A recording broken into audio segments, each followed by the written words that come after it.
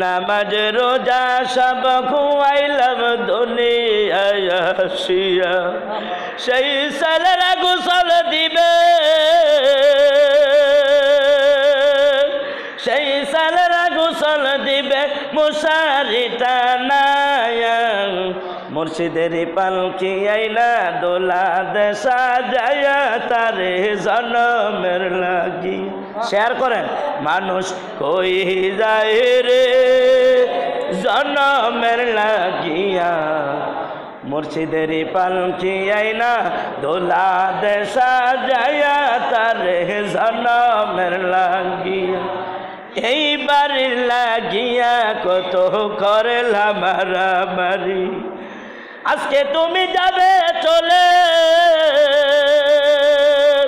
আজকে তুমি যাবে চলে সব কিছু ফেলিয়া। মুর্শিদের পালকি আইনা দোলা দেশা যায়া তারে জনমের। আয় হায় মানুষ কই যায় রে দুনিয়া ছাড়িয়া, মুর্শিদের পালকি আইনা দোলা দেশা যায়া তারে জনমের লাগি। ঠিক কিনা? মারহাবা। আলা বিযিকিরিল্লাহি তাতমাইন্নুল কুলুব। আরে বারাক, কাপড় যেরকম সাদা করার জন্য, ময়লা তোলার জন্য, দাগ তোলার জন্য যেই রকম ভাবে সাবান লাগে, পাউডার লাগে রে বাবা, তেমনি ভাবে মানুষের অন্তর গুনাহ করতে করতে দাগ পড়ে গেছে, কালো হয়ে গেছে, অন্তর একবারে নিষ্কালো হয়ে গেছে রে বাবা। এই কালোগুলি পরিষ্কার করতে আমাদের কলবের জিকিরে লাগবে। কলবের জিকির ছাড়া, কলবের জিকির ছাড়া, মুখের জিবিন ছাড়া, আল্লাহর জিকির ছাড়া কলব পরিষ্কার করা যাবে না। আমার মেয়েরা পূর্ব দিকে তাকান, মুরব্বীদের দিকে তাকান, ওলিরা ওলি হয়েছে, জিকির কইরা না না কইরা, নামাজ পইরা না না পইরা, আল্লাহর কাম কইরা না না কইরা। আপনিও দৌলি হইতে পারবেন, আপনিও আল্লাহর দোস্ত হইতে পারবেন, আপনি আল্লাহর পছন্দীয় বান্দা হইতে পারবেন। আপনি সর্বদাই সবসময় সকাল সন্ধ্যায় জিকিরের ওজিফা করেন। আমাদের মসজিদের ইমাম সাহেবগুলি এখন জিকিরের তালিম দেয়, ওজিফার তালিম দেয়, সূরা কেরাত সহি করায় কিনা? জায়গায় জায়গায় ইমাম সাহেবরা এই মেহনত করছে, কিন্তু মানুষগুলি বুঝার মতন না, মানুষ বুঝতে চায় না, চায় শুধু লোভের দিকে, শুধু লোভ। এজন্য বাবা এই দুনিয়ার ভিতরে যতদিন থাকেন শুধু লোভই খাইবে, লোভই খাইবে। কিন্তু লোভ যদি আপনি করেন, কিয়ামত পর্যন্ত বাঁচতে পারবেন। যতদিন এই পৃথিবীর ভিতরে থাকবেন, লোভে আপনাকে দংশন করে দিবে, বাড়ি গাড়ি দংশন করে দিবে, অর্থ সম্পদে দংশন করে দিবে। কিন্তু দুনিয়ার জায়গায় থাকবে, বাড়ির জায়গায় থাকবে, ঘর জায়গায় থাকবে। আপনি এই দুনিয়ার থেকে বিদায় হয়ে যাইবেন নি? কথা কয় না, যাইবেন নি? জিকির করলে লাভ না লস? কথা কয় না, লাভ না লস? জিকির করলে লাভ, কোরআনের পথে চললে লাভ। কোরআন আমাদেরকে সমাধান দেয়, কোরআন আমাদেরকে সমাধান দেয়। এই কোরআনের ভিতরে যারা চলে, কোরআনের আইন অনুযায়ী যারা চলে, তারা কোনোদিন অসম্মানী হয় না, বেয়াজ্জতি হয় না। যদিও অসম্মানী হয়, এই দুনিয়াতে আখিরাতে আল্লাহ তাআলা দাম দিবেন, জান্নাত দিবেন। অতএব আপনারা যারা কোরআনের বিরোধিতা করেন, আলেমের বিরোধিতা করেন, জিকিরের বিরোধিতা করেন, বাদ দিয়া দেন। কোরআনের বিরোধিতা করলে তাকে প্রকৃত মুমিন বলা যায় না, মুসলমান বলা যায় না। জিকিরের বিরোধিতা করলে তাকে প্রকৃত মুমিন বলা যায় না। আমার মেয়েরা, এই জিকিরের তালিম এত দাম, এই জিকিরের মজমা এত দাম। আল্লাহ তাআলা কোরআনে পাকে ঘোষণা করেন, যারা আমার জিকির করবে, যারা আমার তালিম দিবে, যারা আমার কোরআনের পক্ষে চলবে, আমি আল্লাহ তাদেরকে সম্মানে এই দুনিয়াতেও আখিরাতেও দিব। এই দুনিয়াতেও দিব, আখিরাতেও দিব।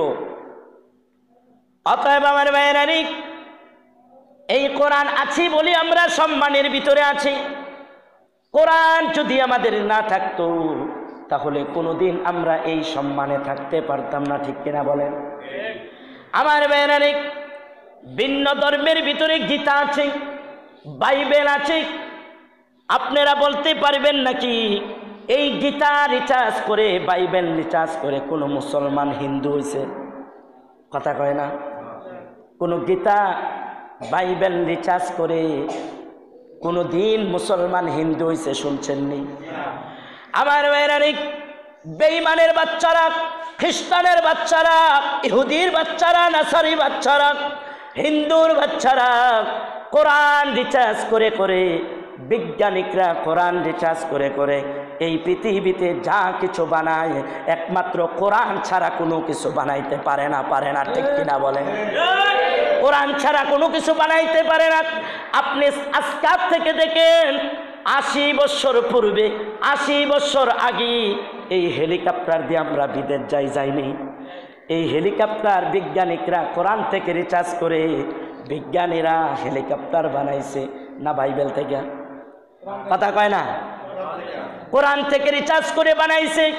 আমার ভাইয়েরা, শুধু তাই নয়, এই বৈজ্ঞানিকরা পৃথিবীর ভিতরে যা কিছু সৃষ্টি করছে, যা কিছু করতেছে একমাত্র কোরআন রিচার্জ করে করতেছে না বাইবেল থেকে? কোরআন থেকে রিচার্জ করে সব কিছু করতেছে। আমার ভাইয়েরা, শুধু তাই নয়, খ্রিস্টানের সবচেয়ে বড় নেতা এই কোরআন রিচার্জ করে করে, এই কোরআন রিচার্জ করে করে বিজ্ঞানিক ছিল, সবচাইতে বড় আবিষ্কার বলা ছিল ওই ব্যক্তি, ওই তো বেঈমানের থেকে কোরআন রিচার্জ করে দেখছে এই কোরআন সত্য, মুসলমান সত্য, আল্লাহ সত্য। অতএব তিনি খ্রিস্টান থেকে মুসলমান হয়ে গেছে। আল্লাহু আকবার। আর এটি তো ফাতি সাথিয়া না, এত বড় বেঈমান ছিল, নাফরমান ছিল, সেই তো কোরআন রিচার্জ করে কালিমা পড়ে মুসলমান হয়ে গেল। লাখো লাখো কোটি কোটি বেঈমান থেকে, খ্রিস্টান, ইহুদি, নাসারা, হিন্দু থেকে কোরআন রিচার্জ করে করে হাজারো লাখো কোটি মানুষগুলি এই কালেমা পড়ে মুসলমান হচ্ছে কিনা বলেন? আজকে কোরআন যদি দুর্বল হতো তাহলে কি তারা আসতো? আমার ভাইয়েরা, এই কোরআন পৃথিবীর ভিতরে আছে বিদায় আমরা শান্তিতে আছি। কোরআন আছে বিদায় আমরা সমাধান পাচ্ছি। এই কোরআন আছে বিদায় আমরা স্বামী স্ত্রীর ভিতরে মিল আছে, মহাব্বত আছে, সন্তানের ভিতরে মহাব্বত আছে, মেয়ের প্রতি মহাব্বত আছে, ছেলের প্রতি মহাব্বত আছে। আমার ভাইয়েরা, এই কোরআন যদি আল্লাহ তাআলা আমাদেরকে না জানাইতেন, কোরআন যদি আমাদেরকে না দিতেন, আমরা কোথায় থেকে সমাধান পাইতাম? এই কোরআনে ভালো আছে আবার মন্দও, কথা কয় না, ভালো আছে মন্দও। এজন্য আল্লাহ তাআলা কোরআনে পাকে বলেন, ইন্না সলাতি ওয়া নুসুকি ওয়া মাহইয়ায়া ওয়া মামাতি লিল্লাহি রাব্বিল আলামিন।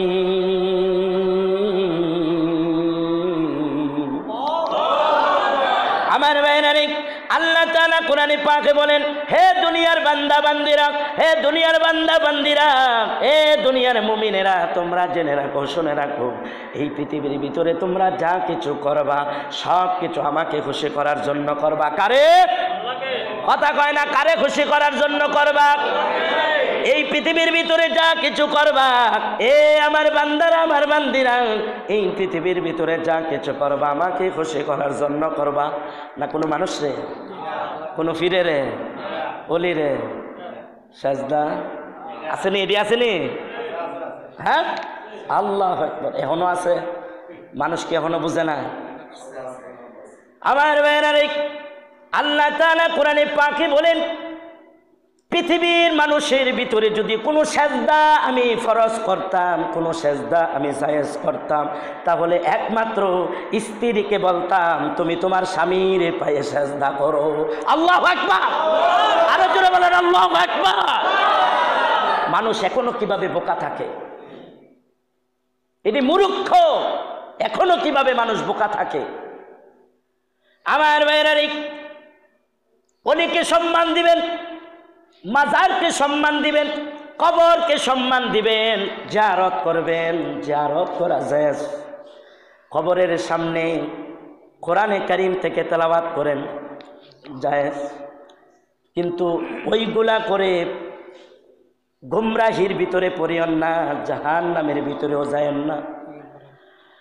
আমার ভাইয়েরা, এইভাবে করে আল্লাহ তাআলা কোরআনের ভিতরে সূরা নহলের ভিতরে আল্লাহ তাআলা এত সুন্দর করে বয়ান করে দিয়ে দিলেন, তোমাদেরকে আমি জ্ঞান দিয়েছি, বুদ্ধি দিয়েছি, আমি তোমাদেরকে সব কিছু দিয়েছি।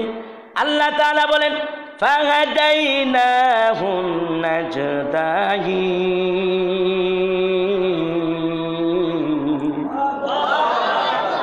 আমার ভাইরা, আল্লাহ তাআলা কোরআনে পাকে বলেন আমি দুনিয়ার মানুষদেরকে দুইটা রাস্তা দেখাইছি। কয়টা রাস্তা দেখাইছে?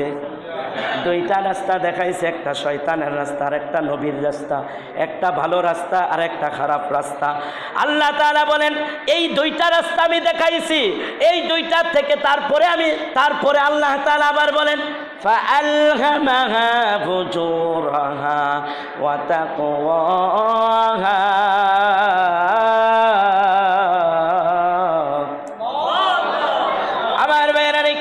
আল্লাহ তাআলা আমাদেরকে প্রচুর পরিমাণ শক্তি দিয়েছেন, প্রচুর পরিমাণ আমাদেরকে শক্তি দান করেছেন রে বাবা। আল্লাহ বলেন বান্দারে, ও বান্দি, তোমাকে দুনিয়াতে অনেক শক্তি দান করেছি। এই শক্তি তুমি হালাল পথে ব্যয় করলেও পারো, হারাম পথে ব্যয় করলেও পারো, ভালো কাজে ব্যয় করলেও পারো, মন্দ কাজে ব্যয় করলেও পারো, আমার কোনো আফিত্ব নাই। আরে বান্দা, আমার কোনো আফিত্ব নাই। আল্লাহ তাআলা আবার বলেন উদখুলু ফিস সিলমি কাফা।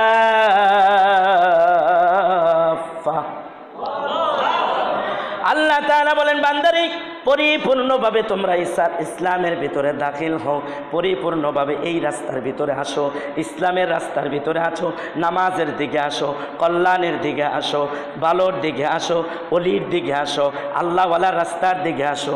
ঠিক কিনা বলেন? আরে আল্লাহ তো স্পষ্ট আমাদেরকে বুঝাইতে চায়, আমরা কেন এখনো বেকুব রইছি। আমার ভাইয়েরা, এইভাবে করে যদি আমরা প্রত্যেকটা মানুষ যদি আল্লাহর রাস্তায় চলে, কোরআনের আইন মানে আর জিকির করি, আমাদের সংসারের ভিতরে সমস্যা হবে না, সংসারের ভিতরে ভেজালও